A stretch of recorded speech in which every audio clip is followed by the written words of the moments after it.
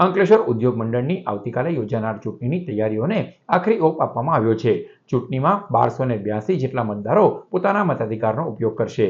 એશિયાની પ્રતિષ્ઠિત ઔદ્યોગિક વસાહતોમાં સ્થાન ધરાવતી અંકલેશ્વર ઇન્ડસ્ટ્રીઝ એસોસિએશન એઆઈએની મેનેજિંગ કમિટીની વર્ષ 2026-27ની ચૂંટણી આવતીકાલે યોજાશે।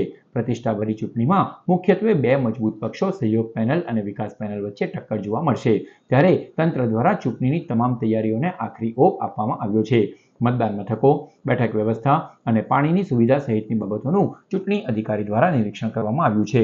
અંકલેશ્વર ઇન્ડસ્ટ્રીઝ એસોસિએશનની મેનેજિંગ કમિટીમાં કુલ 20 સભ્યો હોય છે, જેમાંથી સ્મોલ સ્કેલ ઇન્ડસ્ટ્રીઝના 24 સભ્યો, રિઝર્વ કેટેગરીના 3 સભ્યો અને કોર્પોરેટ કેટેગરીના 3 સભ્યોનો સમાવેશ થાય છે। ચૂંટાયેલા સભ્યોની કુલ મુદ્દત 3 વર્ષની હોય છે, જેમાં નિયમ મુજબ દર વર્ષે 10 સભ્યોની મુદ્દત પૂર્ણ થાય છે અને તે ખાલી પડેલી બેઠકો માટે નવી ચૂંટણી યોજાય છે। સત્તાની ખુરશી મેળવવા માટે કોઈ પણ પક્ષ પાસે 16 સભ્યોનો જાદુઈ આંકડો હોવો અનિવાર્ય છે। બહુમતીના 16ના આંકડા સુધી પહોંચવા માટે વિકાસ પેનલને આ 10માંથી માત્ર 3 સભ્યો જીતાડવાની જરૂર છે, જ્યારે સત્તા પાછી મેળવવા માટે સહયોગ પેનલને 10માંથી 9 સભ્યો જીતાડવા અત્યંત જરૂરી છે। અંકલેશ્વર ઇન્ડસ્ટ્રીઝ એસોસિએશન વર્ષ 2026-27 મેનેજિંગ કમિટીની 10 સીટની ચૂંટણી યોજાનાર છે, જે 30 જૂનના રોજ છે નિર્ધારેલ, અને એની વ્યવસ્થાના ભાગરૂપે આજે બધું ઇન્સ્પેક્શન કર્યું। મતદાન મથકની અંદર